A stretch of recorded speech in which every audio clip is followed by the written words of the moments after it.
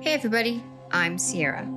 And I'm Ben. And welcome back to another episode of The Unsolved Couple, where every week Ben and I break down your original gateway into true crime, Unsolved Mysteries? Okay. Why was that a question at the end? I don't know. Unsolved. Because someone put a question mark Mysteries? on my teleprompter. No. Oh, you're not Ron Burgundy. Or no, it wasn't Ron Burgundy. Yeah, it was Ron Burgundy. No, wasn't it Bruce Almighty or Evan Almighty? No, it was Ron Burgundy from Anchorman. They put weird things in his teleprompter. Yeah. They did that, I think, in one of the Almighties, too, because he's a news anchor, isn't he? And he starts, like, talking gibberish or something on the screen. I can't remember. I don't remember. It's been a while. All right. Welcome back, Ben. It's been a few weeks since you and I have sat down and enjoyed a recording of the podcast together. I know. Do you want to tell everyone about your weekend? Well, it's been a crazy couple of weeks. I was not talking about that. I'm talking about... Well, we ventured up Vegas. to Utah and back for a family wedding, but we came home on the 20th. On the 21st, we got home late on the 20th. The 21st, we got up and celebrated our 19th wedding anniversary and our 100th episode. And then the 22nd, I got up and drove to Vegas after being home for 24 hours, almost than 24 hours.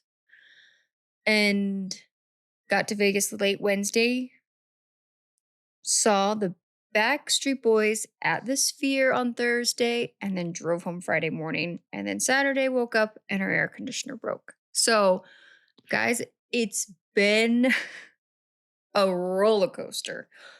But all that aside, the Backstreet Boys, it was everything I ever could have imagined. You loved it. I had a great time. Good. Yeah. And I love fashion and clothing and makeup and hair. It's one of my favorite things. One of my favorite parts of this was just like picking out an outfit, planning and getting ready. And thankfully, I have an amazing best friend who's not one of those girls that's like, ew, we can't match. She's like, yes, let's go matching.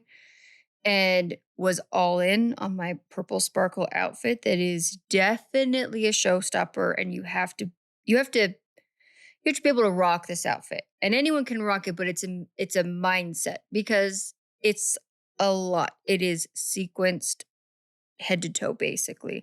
And then we even doubled down. We put glitter everywhere. We did our hair crazy. We had butterfly clips, the whole 9 yards. I posted about it on our Instagram just because the 90s of it all. And it was awesome. We had floor seats. We got to meet people from all over the world and made new friends that live in like the south of London. And they were the cute married little couple. They were not a married little, they were a cute married couple from London. And like they're now some of my favorite people. And did they listen to the podcast? I didn't even tell them about the podcast yet, but I will be happy to tell them about it. Well, it was very loud, and then we were all talking about That's our the memories. first thing of I tell Backstreet Boys. everyone. That is a lie, and I know that. No, first thing. First thing you tell people, hi, my name's Ben Turner. I have a podcast. I'm a podcaster. I'm a podcaster. I am a professional. I'm a professional podcaster. But we ended up having a conversation because they came all the way, in my mind, as an American, they came all the way from London to see the show. And to me, I drove like 7 hours. So that seems like a very short payoff for me, 7-hour drive. Because here in America, our land mass is huge. They could not wrap their mind around the fact that you would get in a car and choose to drive 7 hours to go anywhere. But they flew like 12 hours or more. Exactly. Yeah. But in their mind, because their countries are so small there, yet so close together, they said if they drove 7 hours, they'd be like in Northern Ireland. Like they'd be way, way, way north. And literally I went from one desert to the next. Like our climate doesn't even change that much in that many hours. Because even if I drove 7 hours towards California, maybe you get a little cooler because of the coast, but it's going to be the same thing. If I drove 7 hours east, I'd be in New Mexico, high desert again. Hot, hot, hot. Hot, hot, hot. Just like Kevin from the Backstreet Boys. You guys who commented on my Instagram post, I screamed out loud. No joke, fangirl screamed. You went full fangirl. Yes. Just imagine if you'd talked to him. I wouldn't be married right now. I'd have no wife. No, he has a beautiful, beautiful wife. He's very happily married, but he is my favorite. Let's say we don't know. I don't know him personally, but by all accounts, he appears to be. Kevin, if you're listening, I hope you're happily married because you deserve happiness. We all do. But these guys are putting on these insane shows. They're older than us, and I get tired just getting ready to like walk outside. I'm impressed. I was impressed at their age what they're doing up there. Yeah. And the Sphere is cool. It was a really cool experience. I feel very blessed and very grateful that fate handed me these tickets at the price that they did. I didn't have to buy them at resale. I got into the queue on the pre-sale with literally I think I was number 22 in line of the queue, which is unheard of. And, everything kind of worked out that I was able to get up there and do this, even though I was in Vegas for 24 hours and it's so hot there. And the Strip is just in the middle of downtown. Anyways, long story short, I had an amazing time. If anyone has the opportunity to go to the Sphere to see the Backstreet Boys, I would highly recommend it. It was great. It was great. Elementary, junior high Sierra was very happy to be there. All right. That's good.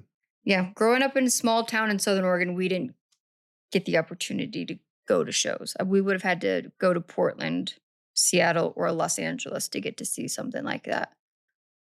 Yeah. So, all right. And then our air conditioner broke, and it's still broken. Yes. And it's 110. It's a heat wave right now. It's been the hottest weather we've had. Monsoons disappeared literally the day the air conditioner broke. Yeah, it's been very hot. Mm-hmm. But we're here because we're professional podcasters. This is my career. It's my career path. Mm-hmm. And, sometimes you just got to grind it out, Yeah, you got to show up for your people. Yeah, put your shoulder to the wheel and just push, Mm-hmm. I mean, pull yourself up by the bootstraps. This is one of the hardest jobs. This is real life. Yeah, this is real life. Mm-hmm. Golly. So if you guys want to show I can't believe we grind this out every day. For Ben showing up and grinding it out, please make sure to leave us a 5-star rating and review and follow us wherever you listen to your podcast. And check out our Instagram, Unsolved Couple Pod, and our Facebook, Unsolved Couple Pod discussion group, and our TikTok at Unsolved Couple Pod. Oh, man, yeah. Grinding. Mm-hmm. Are you ready? Yeah. You're first today. I know. We're season 5, episode 6. All right. I got a really terrible story for you. Yeah, Ben kind of had a rough time researching this. He kept making comments like, "Oh, this is hard. Oh, this is not good." It wasn't a good one. And then he said, "Oh, you're going to get mad." Yeah, I would say I bit off more than I can chew on this one. I thought I gave you the harder one. I didn't. This was the harder one. I will say I felt kind of bad because the story I'm going to tell, I started doing the research and I literally was done in 10 minutes. Yeah. And the only reason we have more to even talk about is because I dove deeper into the concept we're going to be talking about. It's a fun concept. All right. We're going to be in New Orleans, August 4th, 1991. A recycler. He's walking down the street. It appears, I'm not from New Orleans, but it appears there's areas that people are just illegally dumping stuff. Tires, garbage, all that stuff. We have that here in the desert. Yes. Yeah. And he's walking down the street. It's across from the Mississippi River and not too far from the French Quarter. And lo and behold, what does he find in this illegal dumping site? A body. This body is identified as 17-year-old Danielle Britton, and she was strangled and possibly raped. And it appeared that she'd been there for about 12 hours. So police get there, At first glance, this just appears to be a terrible, heinous crime. Robert Stacks comes back and tells us, no. Pretty soon, we think this is a possible serial killer. A serial killer who preys on women who are possibly in the world of prostitution. So he makes this statement. Says, by some chilling estimates, there may be over 100 serial killers roaming the streets of America at any given moment. I ChatGPT'd that. I was going to say, did you look I this did. up? Okay. ChatGPT possibly agrees. Oh. FBI says, I would say, they're saying maybe 50 at a time, but their definition is 2 or more kills with a cooling off period. Mhm. So, okay. I did know that definition. I thought it was 3. I thought that's why I say the third one makes you, right? Because it's 2 or more plus a cooling off period, or is it? That's just what it said. One I didn't cooling dive off period and then super the other. deep into all of That's what that. I thought. It was 2 with a cooling off period, and then the third one made it a serial killer, but I could be wrong. Okay. I do the cooling off period, though, is the thing that is the distinction. So, yeah. Okay. I don't know a lot because I've not dived into it, but I thought it was an interesting fact that Robert Stack just throws out Kind there. of scary. And if it's true, which it appears that even in 2026, it's 2 per state, or at least 1 per state. Yeah, it is scary. All right. So 10 minutes into the investigation, we get Detective Elizabeth Wigginton, and she gets the inkling that she might be dealing with a serial killer.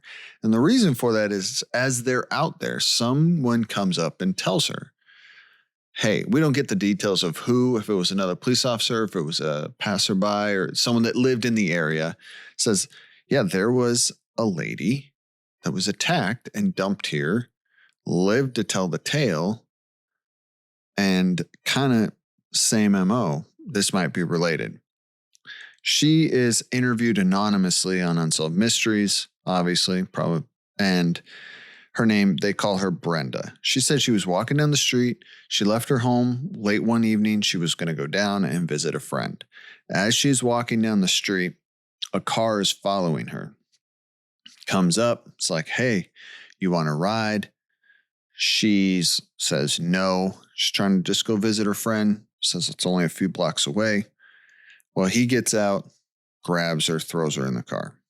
He beats her and strangles her unconscious, strips her naked, and dumps her very close on the same road that Britton's body is found. So a lot of the same things. And this had only happened 2 weeks prior to the murder. So she gives a sketch of what the man looks like. And so they kind of have something to go off of, but that's about all they got. There's not a whole lot of evidence. That was August 4th when Britton was found. 2 weeks prior, Brenda had been attacked. September 22nd, 1991, Charlene Price, her body is found, and it's dumped within a mile of where Britton had been murdered. December 14th. Where she been murdered or where she been found? I put in my notes murdered. They don't say where she was murdered. I guess I'm going to say to make the assumption it was from the dump site. Within a mile range of the same. Yes, I should say the dump site. So a 4th victim, she was not identified. That was December 14th. She was found in the same vicinity. I don't know exactly where. They don't tell us. January 14th, 1992. So literally a month later, 29-year-old Lydia Madison. She was found nude and dumped under the bridge near the Superdome, like 8 blocks from a police station. So, police also then learned of 3 other bodies that had been found in a nearby jurisdiction When I did some research, it appeared it was kind of in the sheriff's office jurisdiction, very close to still New Orleans. It borders their jurisdiction, and that now we're up to 8 people, 7 killed, 8 attacked. And we get a lieutenant on, and he says, listen, we believe these women are all the same, that it's the same attacker because they're very closely resembling bodies, jobs, and how they were dumped in that. The method of how they were killed, where their bodies were left at, how they were left, and they are commonly tied to the same. They look similar, and they're within the same industry. Yeah. That makes sense then. I see where they're like, hey, we need this needs a little bit more investigation. So 7 of the 8 were found within a 3-mile radius of all. They were all in the west bank of the Mississippi. And this was, they had been strangled and left nude face down on or near an illegal dump site where trash had been dumped. So, and like I said, they all appear to be mostly prostitutes. One of them, like I said, this December 14th had not been identified. So that's pretty much where Unsolved Mysteries leaves us. They tell it pretty quickly. It was a quick story and the multiple victims, all they really tell us is dates, name, and like where they were dumped. Kind of a quick overview. So that's where Unsolved Mysteries leaves us. If you have any information, let's hear the can of worms you opened up. All right. So update. All right. Give it to us. Technically unsolved. So this. Really? And I actually, I'll tell you, I've never heard of this. Okay. My initial thoughts was, hey, it's New Orleans. It's also not known to be the safest city. What? Yeah, I know. So I'm thinking, is it possible that they wanted to make a tie? And it was very clear. The police did not give a lot of information. Yeah. I understand that. They kept their cards really close to the chest. And that's not me saying anything bad. Yeah. I'm glad they did. But this went on till 1996, 95. Okay. And this serial killer is believed to have taken up to 24 victims. Whoa. All found strangled, nude, dumped. Okay. He is known as, let me pull up my research on that. The Storyville Slayer. Ew. In 1995, the FBI got involved, behavioral analysis, and they started a task force and really went after this case. Okay. It appeared that most of them and all of them were of African American descent between the ages of 17 and 42. 17 was Britain, the first one.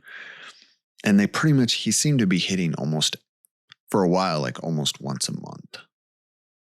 Wow. Yeah. So the FBI did finally say that they had a suspect. Okay. This is where you're going to get angry. Okay. His name was Victor Grant. He was a New Orleans police officer. Of course. His girlfriend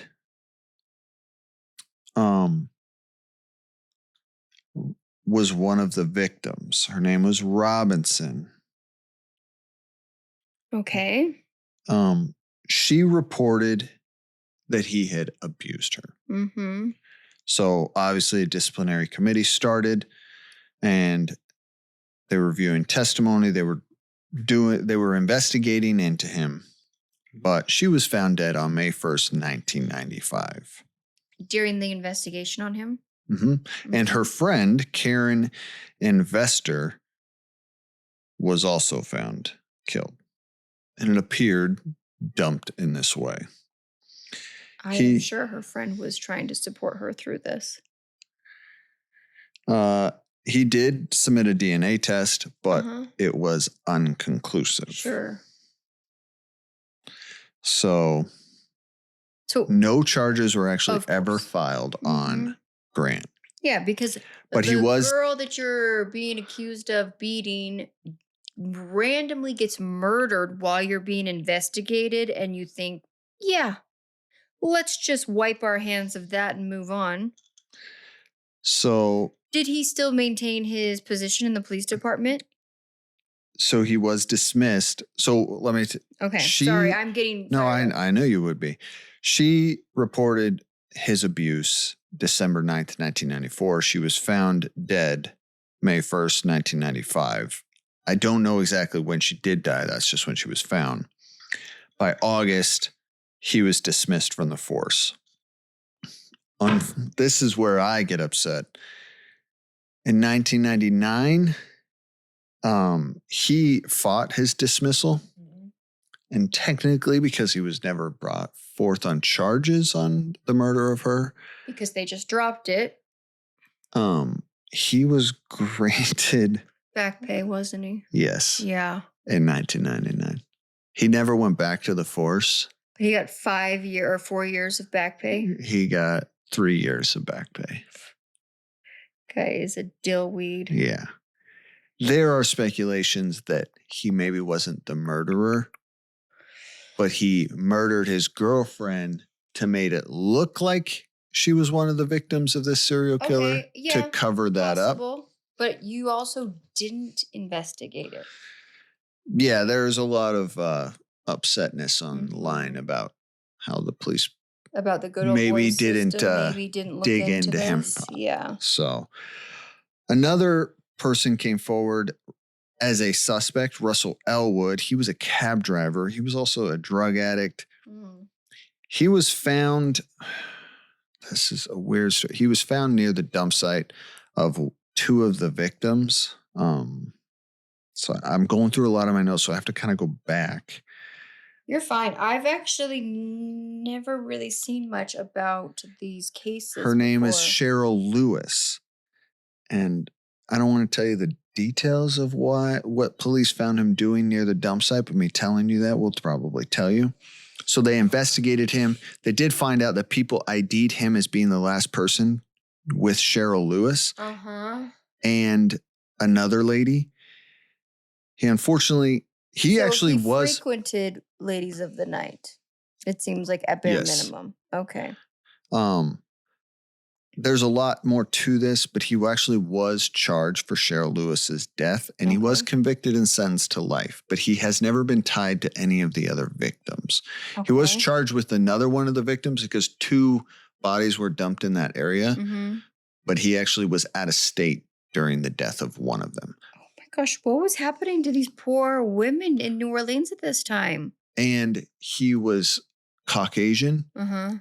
and There was the and the evidence. witness, he was the attacker, at least was According to African witness, was American on African-American? at least Okay. on Brenda, and I said that in quotations because we don't know her real name. Okay. Brenda tells a story that at one point, it was a couple years later, she was at the grocery store and saw her attacker, and they locked eyes, and he ran off. She ran and called the police, but unfortunately, she just saw him. It still Yeah, doesn't tell that us doesn't who tell he us was or that. Yeah, but that he was still in the area. Yeah, so that's Okay. kind of all. It is there still any being DNA investigated. evidence on any of these people? They have tried in 2016. They've tried. It's not that they've just washed this under the rug. It's just I don't know if they have a ton to Because if go there off had been of. sexual assault, there should be I said biological possible. DNA, or I there should be biological evidence. said police believed it was possible, but unfortunately, nothing has come of it. Okay. You would think that maybe I don't know. So, And yeah, legitimately, unfortunately, it's not even like, hey, we think we have someone, but they're no longer alive, or because we've covered some yes. stories where it's like, Unfortunately, the police still are keeping a lot of stuff close to the chest because it's an active investigation. some say 12, but there's possibly 24 victims. Yeah, according at to the end the of the FBI, there could be 20 plus. At the end of the day, still 24 victims that the police are still trying to find this person and bring him to justice. So I still don't think that they've released a ton of information. And I will say this. I have a feeling that if and when this is ever solved or deeply looked into, we are going to see a lot of miscarriages of justice early on during these investigations because these were sex workers that were African American. It's It's gonna shine a light on a department that probably. And here's the thing: most of those men and women in those departments are no longer working there, obviously, no. and hopefully they're doing what they can to change. But it does remind us of, sadly, a lot of people, because of either what they did for a living or the color of the skin they have, or because of their lifestyles in any way, shape, or form, are not given the same amount of attention and justice that they should have been at the early onset of an investigation. Yeah. That breaks my heart to think that. I don't know. It seemed that they took this seriously from the beginning. From 1992. From 92 on. Well, from the first time they found the first victim, they suspected serial killer.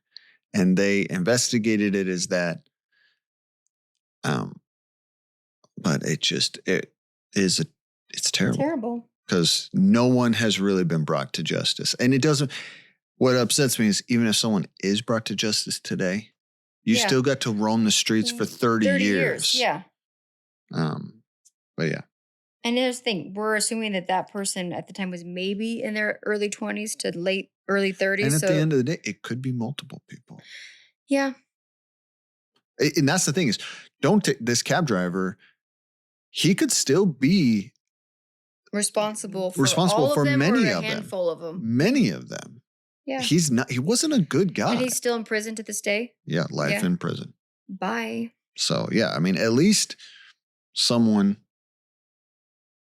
was brought to justice, at least for one. And if he was the rest of them, thank goodness. But yeah, it's just too bad that there's not closure on all of it. I agree. Like I said, I think CrimeCon, I know that there's a literally millions of cases worldwide and here in the States that need to be solved. But I will say there are people and companies that is their sole mission, is to bring answers to the silenced voices of victims and their families. Okay. Well, I'm going to tell you about a very interesting lost love. We actually haven't had this sort of lost love before. I'll say this for everyone. This show, that was a terrible story. Awful. It all gets a lot better from here on out. Yeah, it's all downhill from here, or uphill, depending on how downhill. Yeah, I know. I do have a con artist story. Yeah. Which it's sad, but no one's died. But there's no death. There's no death in it. Okay, so James Vernon is searching for a hotline helper. Good gravy. The way you were putting that out there. Over that. Exactly. It's a helper who works on a hotline. We're going to get into it. A crisis hotline. A crisis hotline, yes. Counselor. Help hotline is what I put down. Help, right now I'm realizing was probably not the right word to use. Counselor. Counselor. Let's go with that one. All right, named Libby, who helped him get off of drugs.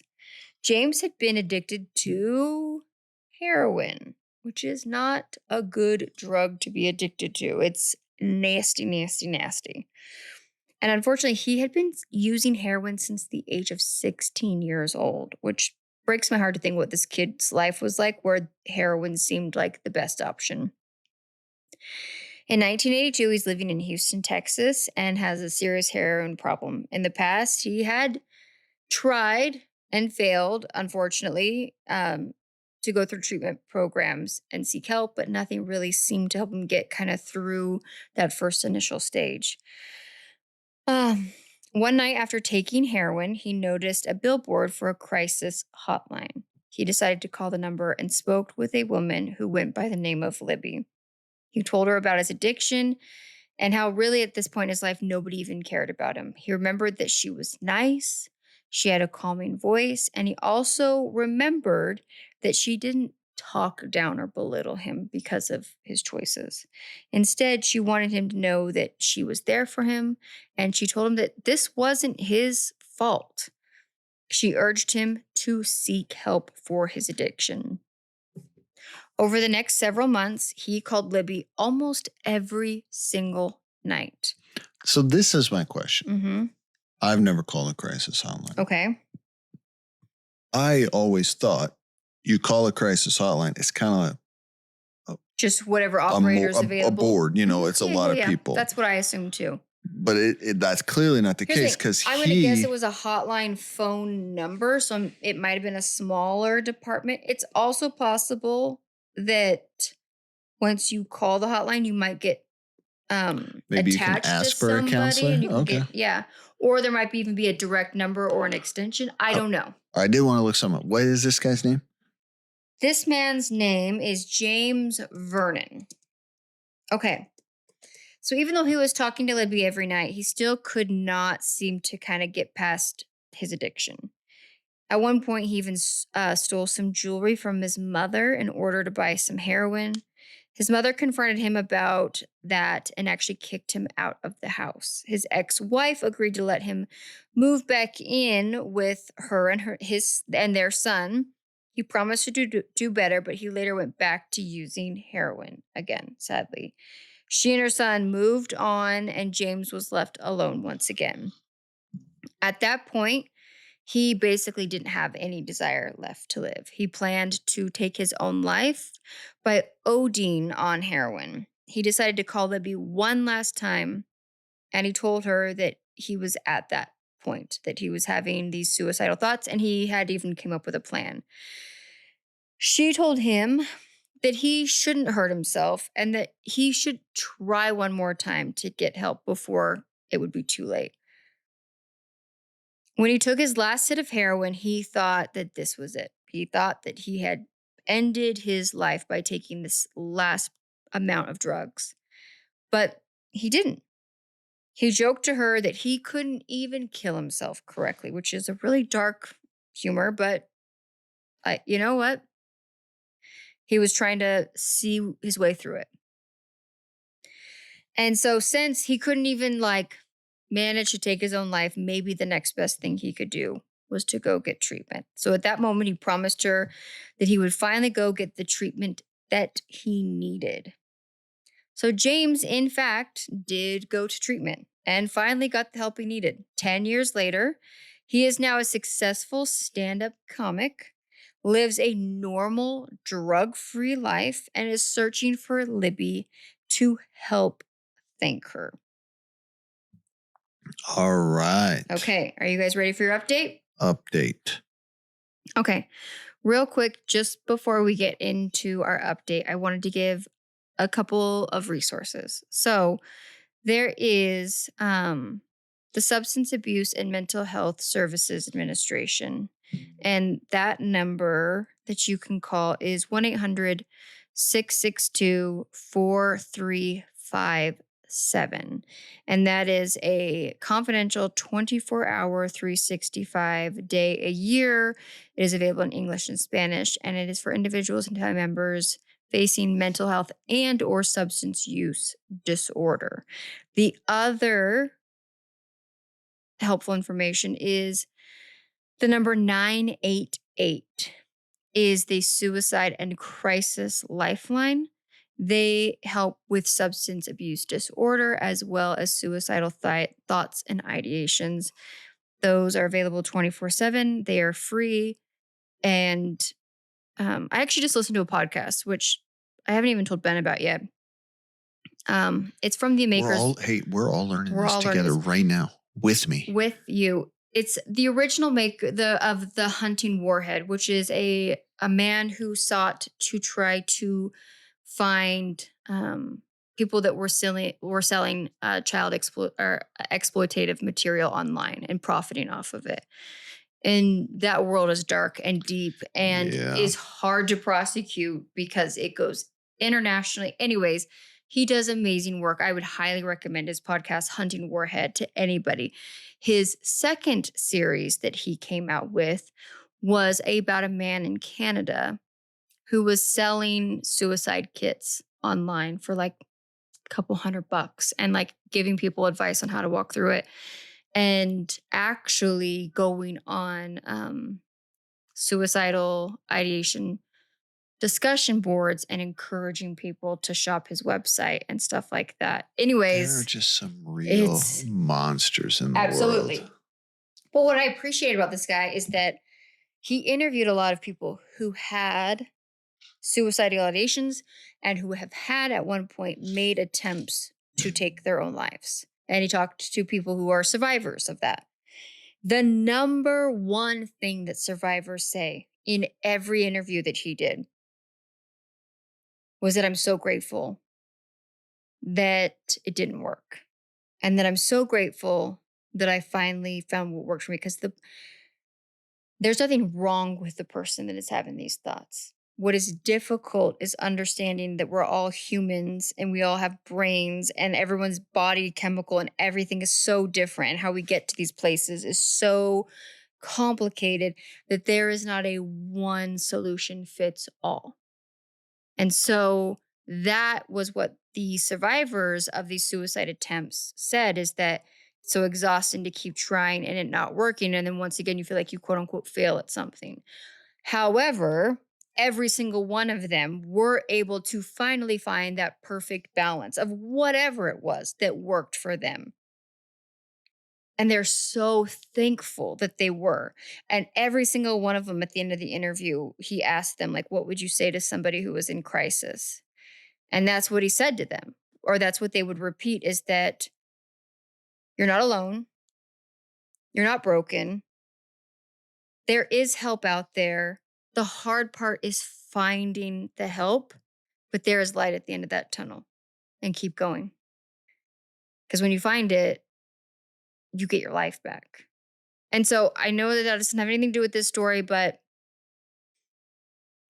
But if anyone is struggling out there, it's a good message. It's a good message. If anyone is struggling out there with that, I just want you to know those things because that's what I would want said to me or anyone that I loved. Okay.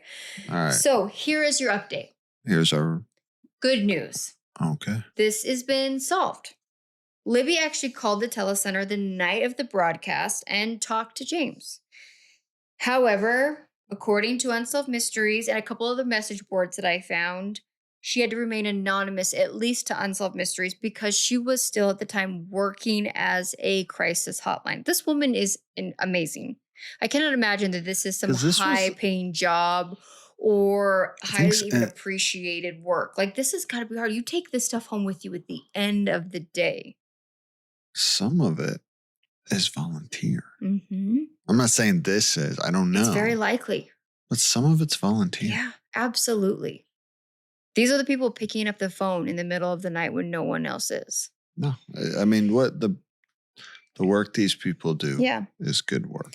So, and this was in the early 80s. Mm-hmm. So this lady has been a crisis counselor for a long time. We don't know how long she'd been before. She does not even thank her for it. She's never taken credit for her work. Nothing. Yeah. Good lady. So sadly, James passed away on March 12th of 2011. He was quite young. I think 59, 60 years old. Well, but according to people in his life on some message boards, he was sober until the day he died. Well, he never picked up heroin again. Good for him, man. Yeah.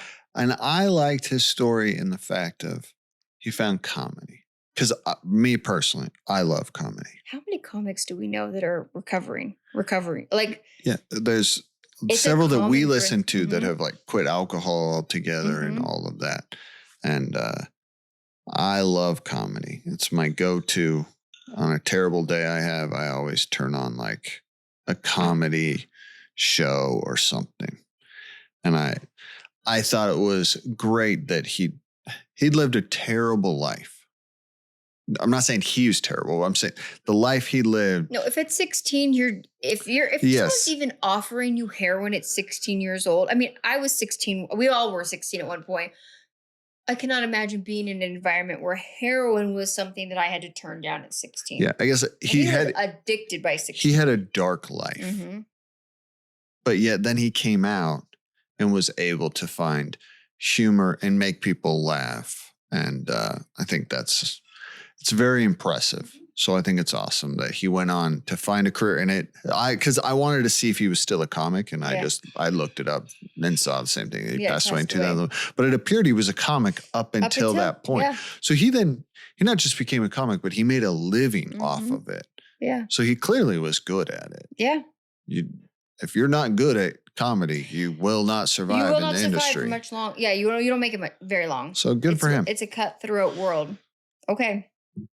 So Ben, what do you have? Oh, Whoa, my goodness. You guys, breaking news. I have to get my notes. Ben put his computer away and has I to get do. his notes. I do. Oh, no, I got to type And you my gotta type your password in? back in.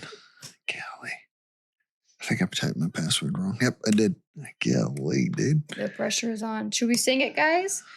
Do, do, do. Why are you gonna be like that? Do. Everybody. Why are you the way you are? I have my notes. Stop. Okay, are you ready for this story? I've been waiting for you guys. Are you ready? Golly. Bum, bum, boom, boom. All right. We got a story of a con artist called J.D. Method.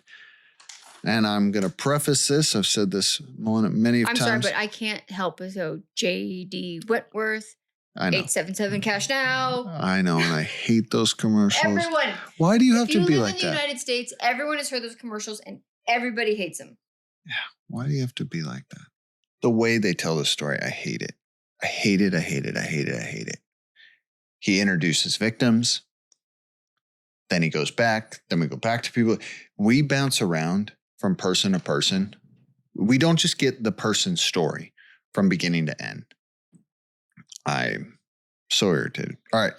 We get introduced to Peggy Peterson. She meets this man in 1990 in Golden, Colorado. Never heard of it, but maybe it's a golden place. I bet it's beautiful.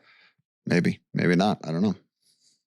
She responded to his ad in the personal column in the local newspaper. What a time the local to be newspaper. Alive, people. What a It just goes to show that like Match.com was not. No, that was an original idea. Absolutely. No. It's just someone that realized how to do the personal items online. Mm-hmm. Which, good for them. They made a lot of money. Yep. All right.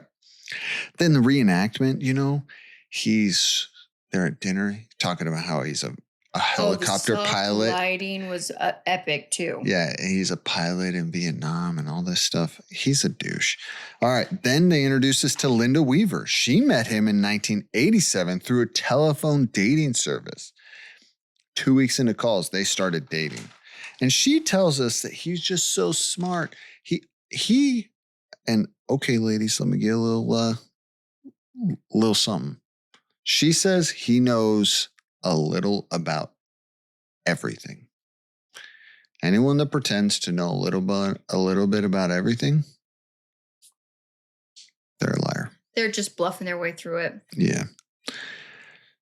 So we get told one of his cons with these ladies is that he talks to them about finances and about how they need to help get their credit because he's this smart businessman and all that. They really need to get more credit cards.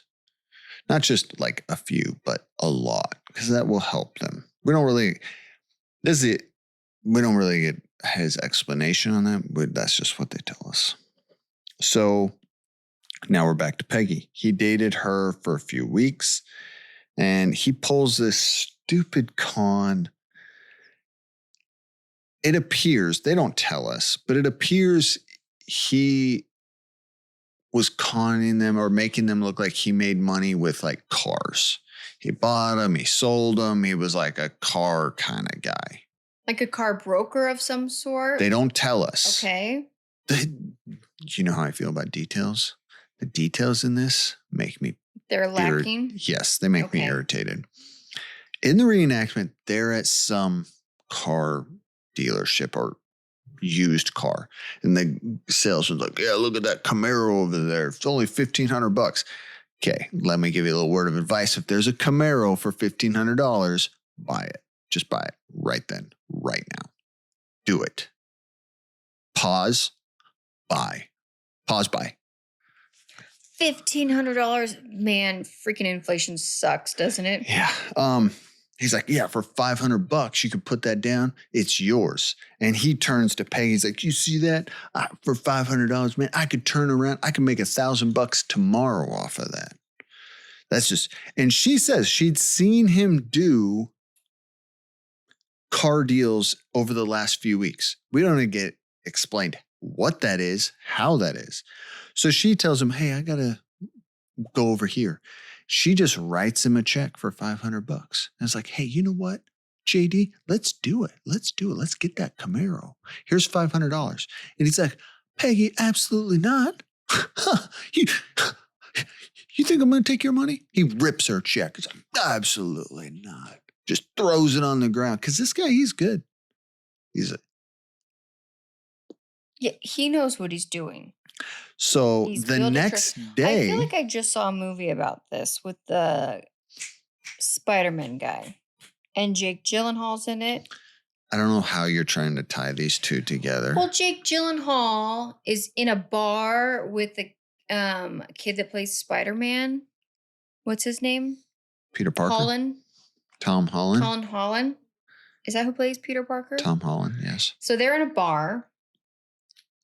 And Tom Holland says to I'm sorry Jake to Gyllenhaal, everyone for this I'm just going to give you analogy, all of the power because this analogy of Stark is not Industries. even close. And Stark Industries is the guy who was in charge of Iron Man. No, Iron Man was Stark Industries. Anyways, and Jake Gyllenhaal says to Tom, oh, I couldn't possibly. You were put in charge of that, not me. And he's like, so he turns it down the first time. But secretly, spoiler, we're going to find out Jake Gyllenhaal's actually the bad guy in this. And so he turned it down to make himself look better. That's but he takes it. Yeah, and I'm going to guess this guy eventually cons them in a different way, but he's being Jake Gyllenhaal in this. He's saying no to the first offer to build trust. So and then Jake Gyllenhaal turns around and took advantage of that trust. All right, are you ready for your update on Spider-Man? He wins. Well, we don't know. There's a new one coming out. Because as of right now, he wins against. But his girlfriend doesn't remember who How he is. did we get where we are? I have no idea. All right, next day he calls Peggy and is like, "Listen, my uncle is seriously ill. He needs surgery. His funds are tied up in investments." About that $500 check I ripped up. When yesterday. Peggy says, "Like, what do I say? I just offered him $500 literally the day before, and now I tell him I don't have money." Like. And we don't tell, she never tells us how much he asked for at that time. He just asked for money. So she gives it to him. Okay. But don't worry. Now we're going to jump to a different story. Peggy's going to come back, but we're going to jump to a different story because that's just how we're going to tell this story because it's the dumbest way possible. And now we're going to talk about the Green Goblin. No, we're not. Amelia was another victim of JD. And Amelia she doesn't want to be found out. So that's just a pseudonym name. They met in August of 1990. Her son wanted to sell his car and buy a truck. And I think she says in the interview it was a Mustang, but I could be wrong on that. And this is what he clearly is in cars of some sort. He convinces her that he can sell this car for more than what this kid can get. Plus, with another $4,000, he can get this kid the truck of a lifetime. So what does she do? And this, mind you, they tell us in the story, this happens after a month of meeting Amelia. That's an important detail because Amelia comes back later. A month of meeting her, he convinces her and her son, I can sell this car. Give me $4,000 cash. Sign over the title to me. I'll get you this sweet truck. And Amelia even says, I don't know if I can trust you. Should I trust you? You could be a con man. And he says to her, well, Amelia, you could be a con woman. So they do it. That's a red flag. No truck, no money, no Mustang, no car, everything gone. Everything's gone. Yep. Okay. Linda Weaver, who met him, we talked about, she's the one that met him on a dating service in 1987. They dated for 2 months and then he started asking for large sums of money. She says he needs $15,000 loan for like this small business. We're not told what he's trying to, $15K. That's a lot of money. Is a lot of money. I wrote this down because it was wild in the reenactment. She's like, I don't have that money. He's like, no, you have to do it. You got to do this for us. And she says, okay. And you know what he says to her? Good girl. Don't ruin good girl for us. I'm Dark sure- romance readers, do not ruin that. And anyone That's who what he wants to says. rewind and clip back, you're welcome to use Ben's voice saying good girl. Good girl. So then I hate that that's what he said to her. it's just in the reenactment. I understand that, but like every freaking Instagram reel right now from us dark romance readers, our hearts all just broke a little bit. JD, I don't know. JD Wentworth. Now we're back to Peggy. She was the original. She just tells us he asked her for $9,600 at a different point. And he's like, listen, all my money is tied up in assets. I'll get you the money next week. Okay, here's the thing. I know that I haven't dated in 19 plus years, but you and I dated before we met each other in our early 20s. Can you imagine having the gall to ask someone for that kind of money? No. I don't even think I would have asked for $20 in gas money. I cannot imagine. It just, I don't know. But I've learned with these con men, like they literally have no shame, I guess is the word. Like, what's the worst that can What's happen? the worst they can say is no and break up with you, and he just moves on to the next person. Then there's the next person. Yeah. So we get another lady. She's anonymously interviewed. The only thing we know about her, she tells us that he extorted $70,000 from her. We have no idea how, when, where, nothing. 70 grand. Now we get back to Amelia. Okay. Let me remind you, Amelia is the lady that signed over her son's car title after a month of meeting and gave him $4,000 to get a truck for her son, who then she said they never got. Amelia tells us, nope. And that's my professional podcasting husband. What? Who's calling you? You better be good. Better be worth it. It's my sister. Heather? How do I stop this on my computer? What is going on? How? I hate technology. All right. Okay, there you go. Good job. Can we babe. cut that out? Oh no, it's staying in. We're cutting it out. I love technology. Yes, I do. What's that from? I don't use computers. What is that from? I have no idea. Napoleon Dynamite. At the wedding scene, he sings a song about technology. Oh, that's one of the best movies. All right. So we get back to Amelia. She says that after 3 months, he asked for a large sum of money to the point where she had to take out equity on her home. She feels uncomfortable. And he says, don't worry about it. If this will make you feel comfortable, we can do a promissory note. It's a legally binding contract that says... No, it's not, you guys. It's not a legal binding contract. I'm just telling you what they said in the Unsolved. I'm not giving legal advice here. I'm just telling you what they said in Unsolved Mysteries. Well, it turns out he writes the promissory note backwards, that she owes him like $30,000. Here's my question. This happens 3 months. He took the car after 1 month. What happened in those 2 months where you don't have a truck? I don't know. I feel bad for these women because I think that here's my thing with con men and con women. I've noticed, I've watched a lot of documentaries. I've heard a lot of stories. I've listened to a lot of podcasts. A lot of the times we don't want to believe that we have been conned. So we continue to buy more wild and crazy stories. No, because right. Human nature is, if the chances are that this crazy story that I'm sure he told her is true, then I didn't get conned. Yeah, absolutely. And it's easier to go down that path until you get past the point of like no return.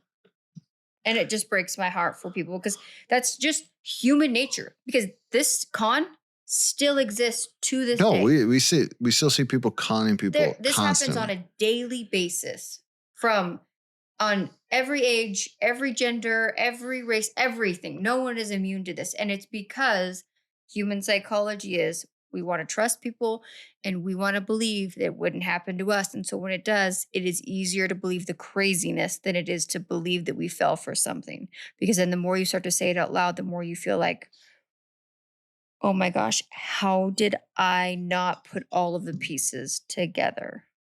But your brain tries to keep you safe from that. Yeah. All right, that's where Unsolved Mysteries is. He's conned a bunch of women of a bunch of money. They don't tell us how much, but obviously a lot of money. He's a con man. He's a douche. So he needs to be caught. You ready for your update? Yeah. What is it? Update. Arrested in Beaverton, Oregon. Heyo. Heyo. That's right next to my hometown. Woman had called the police after he conned her out of $2,000. Police show up. They staked out his house. They catch him. They arrest him. They find out he's wanted in Colorado for all of these frauds. He goes to court. He's convicted on 3 counts of theft, and he spent 16 years in prison and is released. We don't know anything about it. I bet no one ever saw a dime from the things that he stole from them. But at least he's caught. I tried to look him up, but as you can imagine on con men, once they go to prison and they get out, you never hear from them again because they always change their names, identities, all kinds. Well, he was, even in Beaverton, he was under a completely different alias. They went in, they searched. He had trunks of paperwork, IDs, all kinds of stuff. Like, he's a con man. So the only time we've seen a con man ever change is that one guy who then like went on to write books and make money off of telling his story about how he used to be a Condi man. A Condi man? Condi man? The Candy Man. A Candy Man. I know. Our nephew was watching that the other day, and that song was in my head for like literally 3 days. Yeah, but no, that's it. That's all my story. Well, I hope he stubbed his toe every morning when his feet were cold, and that he always gets lemon juice in his paper cuts. I got a paper cut the other day. They're brutal. They will take you down. And then I just thought, what did I do to deserve this paper cut? Sierra wished this upon me.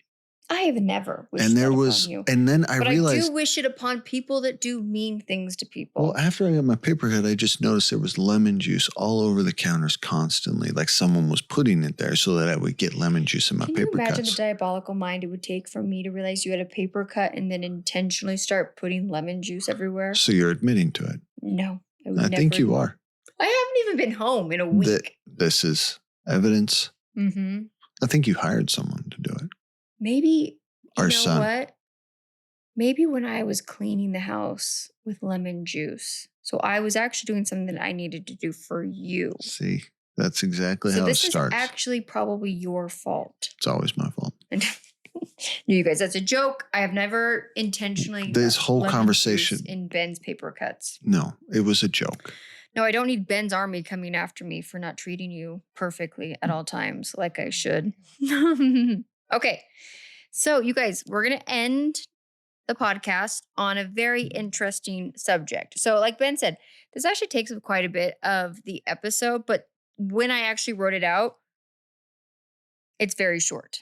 So we're talking about the phenomenon of psychic of psychic dreams. Phenomena. And Unsolved Mysteries gives us 3 or 4 stories of people that all share their experience of psychic dreams and they talk about it. They've got a couple of quote unquote experts on here. So what I did is I wrote down these people's stories and then I looked up for any updates and then I kind of just did some dive on maybe what we've learned The world of dreaming fascinates me immensely. And we're opening up a huge door of like subcategories and all of that. So I'll try to stay on topic, but I love this. I love this topic so much. Well, let's tell what Unsolved Yeah, Mysteries let's tells start with the us, and stories then and then we we'll go can from get there. off track. Okay, so during the winter of 1972, New York professor Glenn Lonely claimed that he had a bizarre, vivid dream in which he was driving down a road, approaching a bend or a giant curve in the road, and a car coming in the opposite direction had a trailer attached to it. And suddenly the car lost a wheel from the trailer and he woke up right before the tire was about to hit him. 6 months later, Glenn is driving down the road with his professor friend, his professor BFF, on a business trip in a part of the country that he claims he had never been before. While driving, he realizes that he's on the same road that was in his dream. And he leans over, according to the reenactment, and tells his buddy, I've seen this road before. I've been here before. A car is going to come around the corner and it's going to lose a wheel and I have to speed up. I am confused about the speeding up part. I'm going to be honest with you because normally just pulling to the side of the road would have prevented any issues. But he claims in his dream he had this very strong premonition that he needed to like go faster. And I don't know if it was to get around before the tire came off. We don't get any more In the information. reenactment, he misses it because of that. Yeah. Let's just be very clear, though, at least in the reenactment. Mm-hmm. The tire that comes off this tiny little trailer. First off, it's a car. It's just a regular car. It's not a truck pulling a trailer.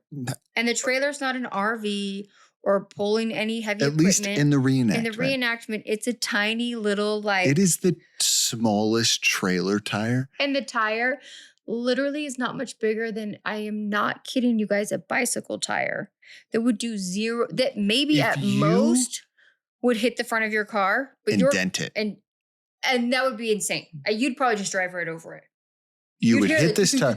I would say if you're going 50, 60 miles an hour and you hit a tire, it's going to leave a mark. You're going to dent it. But he said in his dream, he felt like if he hit it was going to cause a massive accident. The massive accident was going to cause life-ending injuries. Yeah. This isn't me poking fun at his dream or what he said. I'm just saying the way they portrayed it in the reenactment. People were like, guys, we need a trailer. Who's got a trailer? And one of the extras is like, my Uncle Joe has one down at the local crab shack, trailer. and he uses it to haul his crabbing equipment back and forth to the pier. And he's like, great, get that. And then when it showed up and they realized that it's a 3-foot trailer. It's the tiniest little trailer. Little freaking Tyke tires on it. They were like, that's right. We're using it. We'll make it work. And it didn't. But... I guess they just didn't show the seriousness. They didn't show the magnitude of the dream. But Professor Lonely tells us in the dream he had this sense that if he hit that tire... Did you say Professor Lonely? Is that his name? Glenn Lonely. Loney. That's a lonely name. That's a lonely name. He's a drama professor up in New York. I think if you have that last name, you have to. You have to, clearly. You got to go into drama. So he tells his BFF in the car, I've got to speed up to get around this corner or we are going to be in an accident. And sure enough, a car comes around the corner and just as they pass it, boom, the tire wheel falls off. And because of this preparation he was far enough ahead that he was able to be out of the way of the road of the tire and no injuries came upon them. So... an Atlantic psychologist named David, along with his wife, have been studying these unusual dreams. And they call them psychic dreams. So they're also interviewed in Unsolved Mysteries, and they tell us about a young lady named Rhonda Anderson who moved to Knoxville, Tennessee in 1980 and began dating a young man named Joe Anderson, whom she would later marry. She told him that she had psychic dreams, but he didn't believe her. Joe is also interviewed, and he was like, okay, sure. Rhonda, great, love you, bye. And didn't really put much thought into it. But 6 months into their relationship, she had a dream while Joe was not at home. Him and a buddy, now mind you, this is in Knoxville, had gone camping together. And she was home alone. And as she'd fallen asleep that night, she had a terrible dream that something awful had happened while they were in the campgrounds. And this is the part of the Unsolved Mysteries episode that I was watching with my daughter.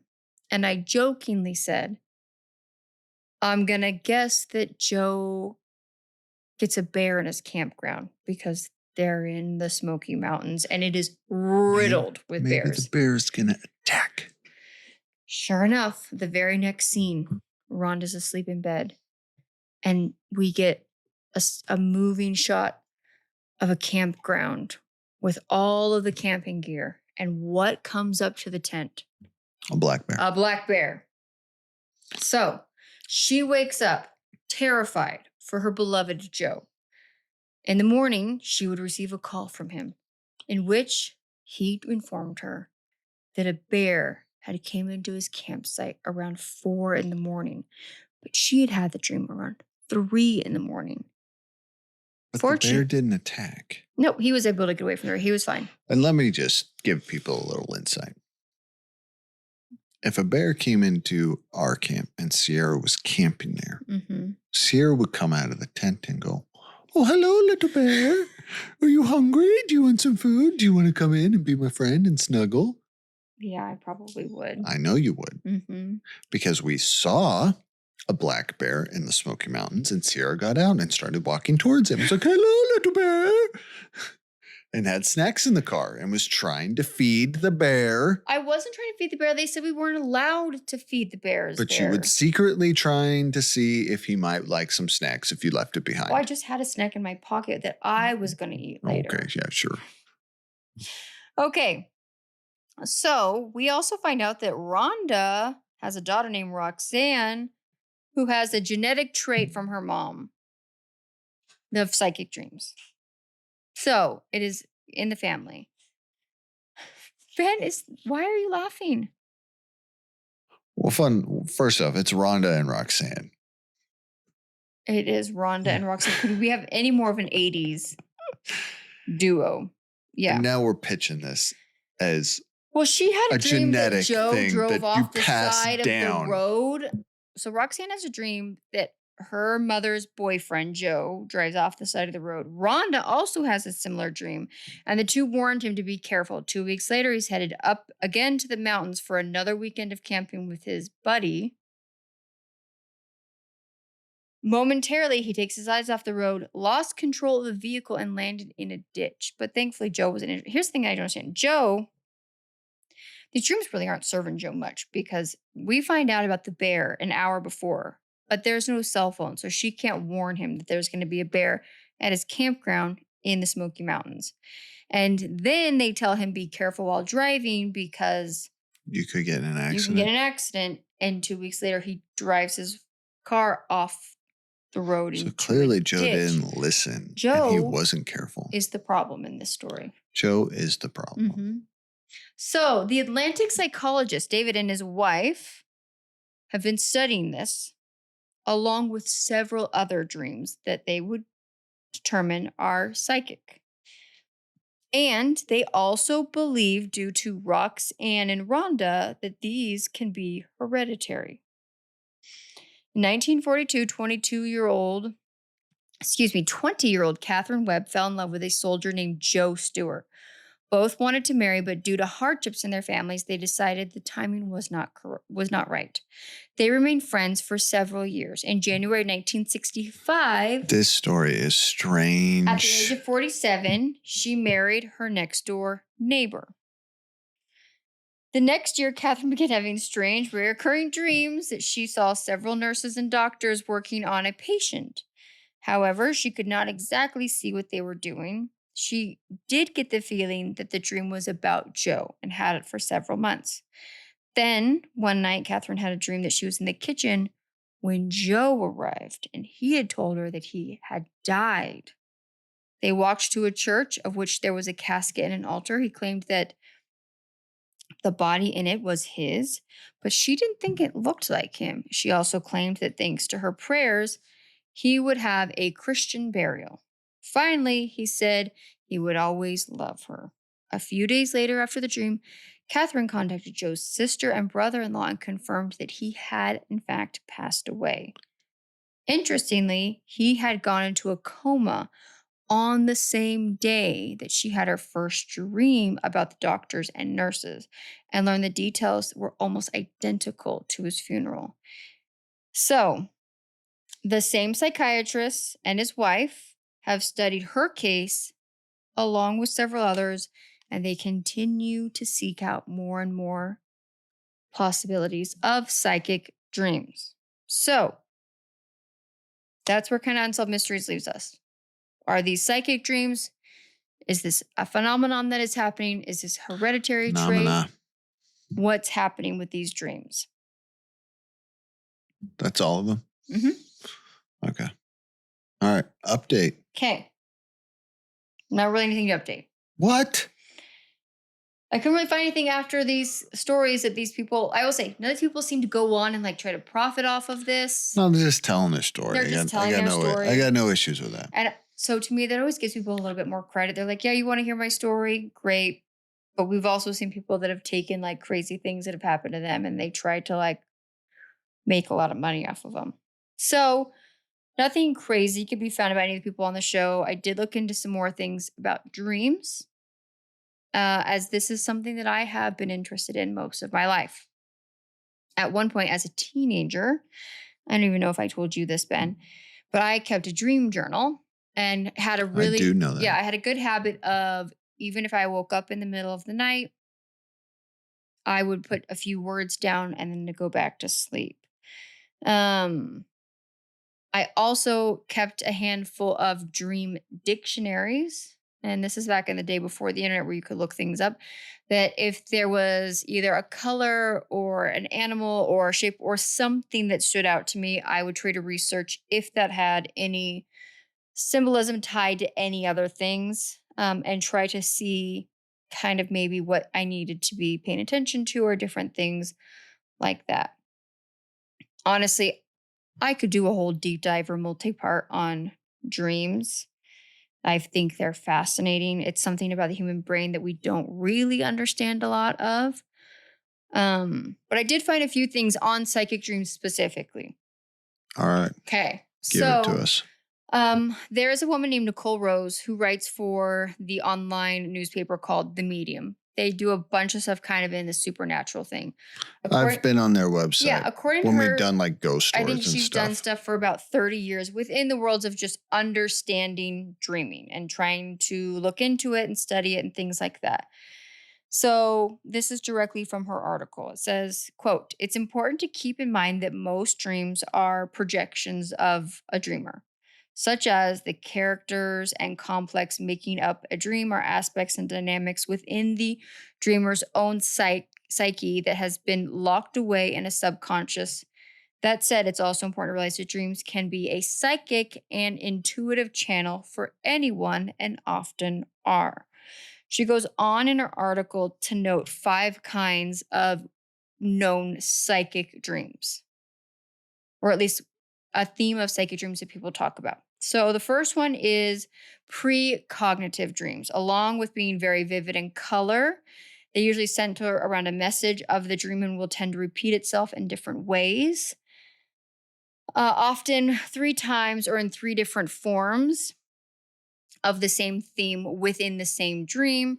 Or if you wake up and quickly fall back to sleep, sometimes you find yourself in the same dream scene repeating the theme over again, or even a slightly different form. And each one of these, I didn't write her examples down. She kind of gave examples of stories people have shared online or what might be similar to that. Okay. Style number 2, clairvoyant real-time dreams. Clairvoyant means to, quote, clear scene, unquote. It is receiving visual impressions and images to either awake or asleep while dreaming. Clairvoyancy often differs from precognitive, in which it usually is foretelling of a future per se, but has more to do with what is taking place in real time. All right. Dream number 3 in the psychic realm of dreams is telepathic. Telepathic is actually something that can occur often within dreams between dream characters, but you can also receive telepathic communication from someone else through your dream state. Pretty self explanatory. And the fourth one is dreams of other lifetimes. Many people want to know about their past lives. This is rather a fascinating subject, and the way I see it is that it has changed in recent years. Quantum physics has taught us that all time is now, which leads to a possibility of parallel realities or parallel possibilities rather than, quote, past lives. Have you ever had that strange feeling of something you remembered or someone who looks familiar to you, or incidences of deja vu? So, that is a form of dreaming. And then the last one is visitation dreams. Visitation dreams can tend to be a striking experience and leaving the dreamer with deep emotional and very strong impressions. These can include visitations from a deceased loved one, spiritual guides, or any kind of entities that we feel connected to. So, I wanted to know because I was always interested in lucid dreaming. Do you know anything about lucid dreaming? No. Okay, so lucid dreaming is the ability to recognize that you are in a dream state and take control of what's around you without waking up. So Inception. Kind of like Inception. I think they differ in the fact that maybe you don't try to go deeper to a dream within a dream or things like But that, but in the but but you at the can beginning, manipulate the they're space around you. manipulating people's And then dreams. lucid dreaming even can open up the world to the possibility of astral projection. Do you know what that is within dream world? No. So astral projection inside lucid dreaming is the thought that you can actually like send a part of your essence out of your body during a dream state and use it to influence or be in other places. That's like even more deeper into this thing. But anyways, I've always found lucid dreaming fascinating because that's something that I've been able to do most of my life before I had a name. When I realize I'm dreaming, I don't wake up from it. Typically, I can realize that I'm dreaming, and then I have this pattern in my head where I force myself to turn left around my left shoulder and make a full circle. And then at that point, I realize that I can kind of manipulate and control what's around me because I'm aware that I'm dreaming, but I'm not awake, if that makes sense. And I'm able to stay in that mindset. So lucid dreaming is different because it doesn't believe to be tied to psychic abilities. It has more to do with being able to control the state of which your brain is in and keeping it locked It's in that mode. you're using your mind powers. Yeah, within your own mind. Yeah. Yeah. Yeah. So I also looked into if there's a study on the world of dreams just in general in a medical standpoint. What because everything I've told you is kind of what more I would say the occult or spirituality or maybe more I don't know what's the word I'm looking for. People that believe dreams have meaning and stuff to them, but maybe what's the medical? Because why do we dream? Like, what's the point? Yeah, I mean we're talking about like just Everyone the dreams. idea of dreaming, Yeah, but what's the I medical did side look of that it? up. Okay. Every single human being on the face of the earth, even if you are someone who does not remember your dreams, every brain dreams just about every single night. It is something that innately every human shares that genetic trait. So where did that come from? Why do we have it and what is its purpose? So I wanted to know if science had looked into that. Okay, has it? Kind of. So, in the world of psychology and neuroscience, there is a very niche study on the world of dreaming. It's a scientific study of dreams. It doesn't really have anything to do with interpretation, but it seeks to uncover symbols and personal meaning of dreams within the world of psychology and focusing on understand how and why dreams occur. Researchers use experimental methods to investigate the relationship between dreaming and brain function, examining how dreams relate to memory, emotional processing, learning, consciousness, and mental health. Every single one of those things have different traits within the world of dreaming. The field also explores how brain activity changes and shifts during every stage of sleep and in alteration, how and why we're dreaming within each of those stages of sleep. So, they also are trying to study if dreaming is associated with any neurological and psychiatric disorders. When my research, I looked up this. One of the questions that came up in Google was, does ADHD cause like lucid dreaming? And yes, but supposedly people that with ADHD have very strong, intense dreams typically, and have the ability to like kind of control them, their dreams. Shocking. Shocking. Okay, by studying dreams objectively aims to deepen our understanding of both the sleeping brain and the broader mechanisms of underlining human cognitive and consciousness behavior. Current research studies suggest that all adults dream several times every night. Dreaming occurs within our REM sleep mode and in non REM sleep, which for a while I think they only believed it was when you were in one or the other. REM dreams tend to be more vivid, emotional, and story like, while non REM dreams often appear simpler and more thought like. If you sleep 7 to 9 hours a night, you likely experience multiple dream episodes every night. Okay, so There I we just go. dumped a bunch of dreaming information. A lot What are of stuff. your I was going to ask, so what's your thoughts on psychic dreaming? Let's get back to the unsolved mysteries. Okay. Psychic dreams. I believe they are real. And I believe everyone has the power to be locked in and in tuned to them if they're open to receiving them. What's your Do I thoughts on- think that the dream that your boyfriend had a bear encounter in the Smoky Mountains, that's kind of more to me, you fell asleep nervous that he's camping in the Smoky Mountains. Yeah, I mean, we all know, Mm-hmm. and being married to you, we all know that people have dreams of fears of Yeah. theirs. Absolutely. It's one way our body copes with fear. Yeah, because how many dreams have you had of me cheating on you? I think it's actually a very common thing amongst married women, right? Like literally, No, I don't think I you're didn't have a unique. single dream about that ever until I was married. No, and I've had dreams about you cheated on me. Yeah. And every single person I've ever talked to, everyone hates that. There's even all of these online jokes about men, like how your wife treats you The day after she has the a day dream. after Yeah. after you cheated on and her. let's just in be your very clear. dreams. I Yeah. have cheated on Sierra so many times in her dreams, and I do it with zero remorse. Like I am You're the biggest jerk about I it in my am dreams. the You're worst like, this human. is actually your fault. Or I am the worst I don't know human. I why have you're mad at zero me about remorse this. for Yeah. it. I'm. Or you try to make me feel like if you Why loved are me you enough, even upset about or this? if you loved me enough, you would see that this is actually what makes me happy, and I Yeah. need this. We and just you should this is support me. normal. That's Yeah. how, like in your dreams, that's how I am. Yeah, it clearly is deep. And here's the best part: in my day-to-day life, I never even think about it. I'm not even worried about it. But obviously, I think if this is a 20-year plus, going on Well, commitment. I just don't think Yeah. you're unique. I think that's No, I think it's most people have. I think especially. So that's what I'm saying is going back to the bear thing. It's not uncommon for a loved one to have a dream of a fear of theirs of their other No, loved and I one. actually think the professor that shared the story, I think most of them could very well simply be things like that. Like, I had this dream and this feels weirdly familiar. And so I'm going to just kind of maybe pay attention a little bit more to what's happening around me.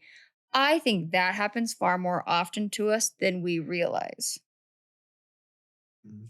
But yeah, I mean, I think the So you're a realm believer of in dreams, the I'm a psychic dream. believer in the psychic dreams. And I think we can unlock a lot of our human brain power that we don't use. I think there is a world where the dream world unlocks a lot of that. All right. Hey, Ben, you tell us what you think about these things. I think you'll be surprised by my answer. We know how you feel about psychics, Yes. but psychics claim to get impressions and visions for. Which cliffhanger next week we got a psychic. Guys, we're getting a psychic that I actually hate. We got ghosts. Because ghosts. the next episode is close to Halloween. We got ghosts, but we have a psychic that I cannot stand. I cannot stand the woman. And this is the first, I didn't know that she made an appearance on Unsolved Mysteries. Yeah. But that's all we'll give you on that. We'll wait till next week. All right. I believe in psychic dreams. And this is why. I think everyone just like needs you to repeat that for a second. I don't believe it in the way it's stated. Okay. Here's my reasoning behind dreams. This is where, if anyone's like, well, do you believe in anything crazy? This is where you're going to get me. Okay. This goes back to my faith. I have a very strong faith in God. I believe personally, I have no basis, I have no facts to this, but in my own life, I've seen it. I believe dreams is a way, not always, but is a way that God communicates to his children. He can. Doesn't mean that all dreams, whatever. But me personally, I've had dreams of comfort, and I believe they're from God. So do I think that God could use a dream to warn someone, to help them, to comfort them, to protect them? Abso-freaking-lutely. Do I have any basis? Do I have any facts? Nope, none. That's where you're going to get me to say it's just faith-based. Yeah. It's just faith-based. The mind is an amazing thing. And that's what I think it's funny when you have all these studies. You have all these studies about dreams. It's like, yeah, but ask a neurosurgeon and they can tell you we don't even understand the brain. So for us to not being able to understand dreams and how they happen, of course, because it's all from the brain and we barely understand the brain. Well, that was my point about I feel like there is an ability to use more of our brain when we are sleeping because I mean, and I will say, I don't know if this is like one of those weird facts we learned in school. It's not real that we only use like a very small percentage of our brain power. I don't know what it is, but that if humans had the ability to actually unlock and engage all of their full potential of their brain, we would just be like superhuman. I just think that's one thing we say because one, we don't understand the brain. Yeah. And so I've always thought that there is things because here's the thing, I can't light up that part of my brain when I'm awake. I don't have the ability to physically get that going. I have imagination and I can recall images in my mind, but I dream in color and in sensation and smells and taste. I mean, I have insanely vivid dreams. I have repeated dreams. I have dreams that have lasted lifetime. Like I have experienced and traveled and done things in my dreams in my sleep that I almost mourn when I'm awake that I'm not there. I had this dream several weeks ago that I visited New York City, but it wasn't New York City like New York is now. It was this beautiful landscape with these huge plants and flowers all over, and like the Hudson River that goes through New York.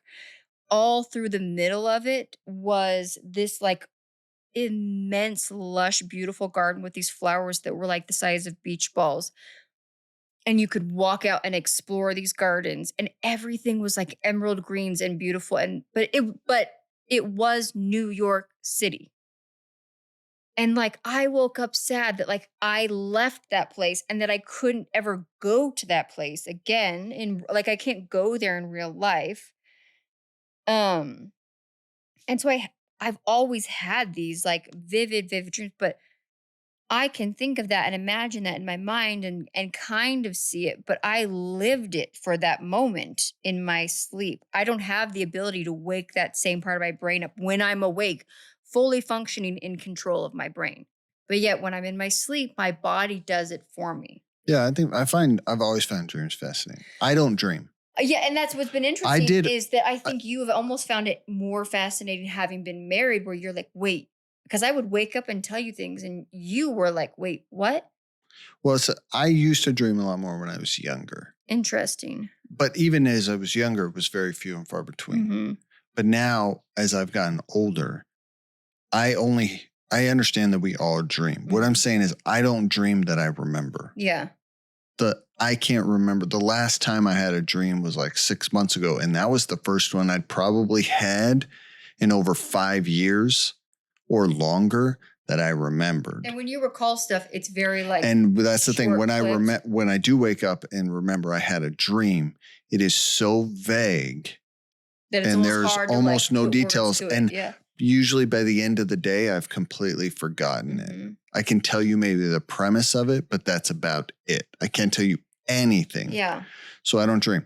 When I was younger, I had more dreams, but they still were never very clear. Yeah. They were never very detailed. Yeah. But like I said, going back to this, psychic dreams, I've always found dreams fascinating. I think they're cool.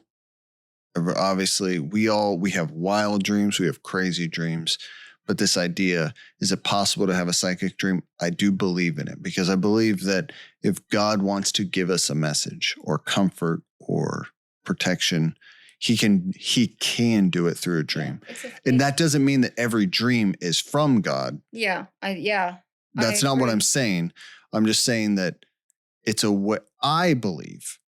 And no one else has to. You can disagree with me. I'm okay with that. Mm-hmm. It's just it's a belief that I hold on to. There's a whole community of people who believe that their spiritual deity guides them and directs them through dreams. He can. He doesn't have to. And we will go on and have many of dreams. But their study is to understand which ones are important and which ones are just our brain processing life or hardships or whatever.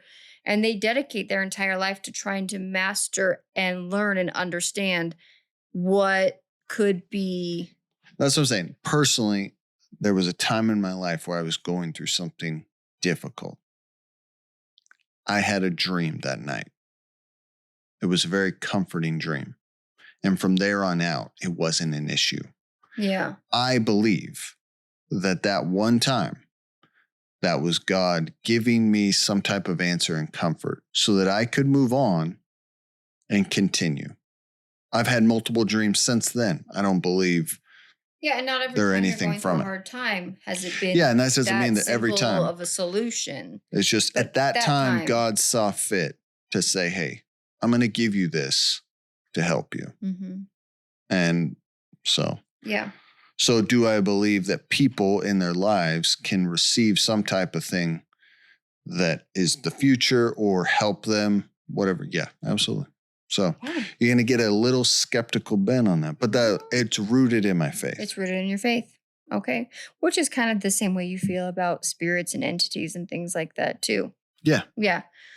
All right. Well, if anyone is interested out there, I did look up, there are ways to train your brain and your body, because your brain is a muscle, to have better recall in your dreams. And it actually goes back to what that practice that I did as a teenager was: get a dream journal and start with just a pencil and a piece of paper. And the first several times you might wake up and read words that are gibberish or nonsense, or might not even form real words, because your muscles don't always work very well when you're in REM sleep. But there was a study done with people that claimed that they didn't remember their dreams, or they believed that they didn't dream at all, who kept a dream journal, and as little as in within like 10 to 14 days started having better recall on their dreams. And then over the next several months actually were able to recall in great detail a lot of their dreams. So if that is something that you feel like you want to add to your practice of maybe seeking understanding or just trying to vacation more in your dreams, come hang out in Emerald Green, New York City, full of flowers with me. There's actually an online TikTok thing going on right now. People sharing insane, like, common dreams we've all had together. And there's like where they've made AI images of like, have you ever dreamt you've been here? And the response that people are saying, like, yes, I've dreamt. One of my repeat dreams that's really scary is this insanely dirty, disgusting, huge bathroom with multiple stalls, but none of the toilets. And it turns out that actually, and the image that the lady put up on AI, there's thousands of comments that people have all had the same dreams. And so it's like, is there a world where these even intersect? Who knows? But I find it fascinating. So, all right, guys, that is our episode. That is our recap of season 5, episode 6 of Unsolved Mysteries. Please comment on Spotify or leave us a 5-star rating review on any of your insane dreams or your thoughts on that. You can send me a DM on Unsolved Couple Pod on Instagram. and let me know if you have any thoughts or crazy experiences with dreams. If you have a fun one that you'd like me to share, please send it to me. I'm happy to share listener stories on insane dreams or crazy, any psychic dreams you guys have had there. Okay, Ben, in honor of me just having gone to the Sphere to watch this amazing concert, are you ready for your question? Yes. Okay, it's pretty simple. Any band, artist from any genre, any dead or alive, that you could see play at the Sphere in the whole glory of it all, which ones or which one would you love to see? I think we've kind of had this. Maybe not. We kind of talked about, I think, the Super Bowl thing. Yeah. This And is so just it's one gonna- concert. And the whole Sphere is, for anyone who doesn't know, first off, look it up. But it's a complete immersive experience because the screen, you're in a circle and it's 180, almost 360, floor to ceiling. So the whole show, like, you're not really watching like the artist the whole time. The whole show is encompassed in the screen. Yeah. So there's artists that I don't think, like Jewel. I would love to see Jewel live. I want to see her at Red Rock in Colorado. Like, I want to see her somewhere like that. I wouldn't want to see her there. Yeah. They can give you one. Okay. Garth Brooks. I actually thought of him too. He would be incredible there. I mean, he won Entertainer of the Year. I think he won Entertainer of the Decade of the 90s. Yeah. I love Garth Brooks. Yeah. I know almost every song of his. And I mean, I watched his live show. He did like a video or whatever. Hey, the shows he puts on, it's not just a country concert. Yeah. It's a show. Yeah. And the Sphere would take it to the next level. That's if he did a show at the Sphere. Yeah. I would go. Yeah. I would like, that's the one on my bucket list. Yeah. The only other, and I have seen him live. The other one I would think the Sphere could do a lot of fun with is Billy Joel. I love Billy Joel. I know. I don't think he would be as great there because he just plays the piano. That's disrespectful. Here's the thing. I've seen his shows. I think they're amazing. But I haven't been at the Sphere. I don't think that is like the best way to capitalize on. And the only other band I liked when I was a teenager that I think would put on a fun show at the Sphere is probably Blink-182. Oh my gosh. Blink-182 at the Sphere would be insane. I have seen them live. Yeah. I saw them as a concert when I was a teenager, and they do put on a really good show. They do. And yeah, so I think they could put on a really fun show. Yeah. All right, what about you? So Living, I think only just because she just ended her world tour and it was technically very immersive and already very highly curated in like the most amazing way would be Taylor Swift. What she just did with just a regular stage, even if you're not a Taylor Swift fan, if you see any clips from her performances, her world tour, she does on put Disney, on a show. I mean, there's set changes. It's like it's a play. It's every outfit change. She dives into the stage. She does a ton of advanced stuff that she literally then packed up and moved to the next stage. To see her in a residency where she has access to tons more tech and money and space, I think it would be an incredible performance. The other one that I thought of when I was thinking about this would be Queen. Isn't the singer dead? Yeah, I said dead or alive. Oh, I didn't know that. But Queen yes, in Queen their would be awesome. In the Sphere would I agree with you. epic. That would be awesome. Freddie was a performer and an artist. And I get like thinking about them potentially having, if they'd ever had the opportunity to perform on that level, it would have been amazing. Yeah, I agree with that. That's a good one. So, okay. Well, let us know what you guys think, what artists you guys would like to see, and then make sure to join us next week. Hopefully we have AC. And Ben and I will tell you about another episode of Unsolved Mysteries. Bye.